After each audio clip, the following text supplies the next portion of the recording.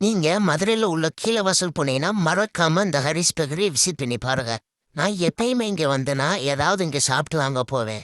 இப்படி அண்ணன்ட்ட போய் சில ஐட்டங்களை ஆர்டரையும் போட்டுட்டு அப்படி பில்லை வாங்கிட்டு ஆனால் இந்த எக் பப்ஸை கட் பண்ணிட்டாங்களே அப்படின்னு அண்ணாண்ட கட் பண்ணி வாங்கிட்டு வெளியே அப்படி நல்லா மொறுமொருன்ட்டு வச்சுங்க அப்படியே சாப்பிட்டோம் சோறு. மசாலா பூரி வச்சுங்க நம்ம வடக்கு நண்பர் மசாலா பூரி போட்டாப்புல சுற்றி அந்த மேலே வந்து இந்த க்ரீன் சட்னி ஊற்றினாரு. சூப்பராகவே இருந்துச்சுங்க பார்க்கறது. எல்லாம் ஒரு காக்கில் மிச்சர் எடுத்து தூவ ஆரம்பிச்சிட்டாரு. தூவிட்டு ரெண்டு ரெண்டு பிளேட்டில் வச்சு கொடுத்துட்டாங்க. எடுத்துட்டு வந்து வெளியே உட்காந்து சாப்பிடலாம் பார்த்தா எப்படி ஒரு 150லேருந்து ஒரு 200 சுண்டலை பார்க்குறாங்க இந்த மசால் பூரியில்.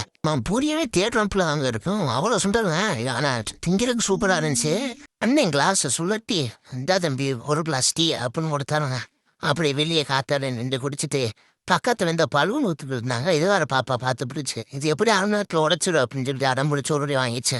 அப்புறம் பக்கத்தில் உள்ள காபாவில் போய் அப்படி சில ஷாப்பிங் பண்ணிட்டு அப்படியே கிளம்பிட்டோங்க. போகிற வழியில் அப்படியே விளக்கு தோணும் அப்படியே லைட்டில் சொல்லிச்சிச்சுங்க சாயங்காலம் நேரம் கரெக்டாக ஒரு 6 இருக்கும். அப்புறம் பார்த்துட்டு அப்படியே கிளம்பிட்டோங்க. வேற என்னங்க நாளை பார்க்கலாம்.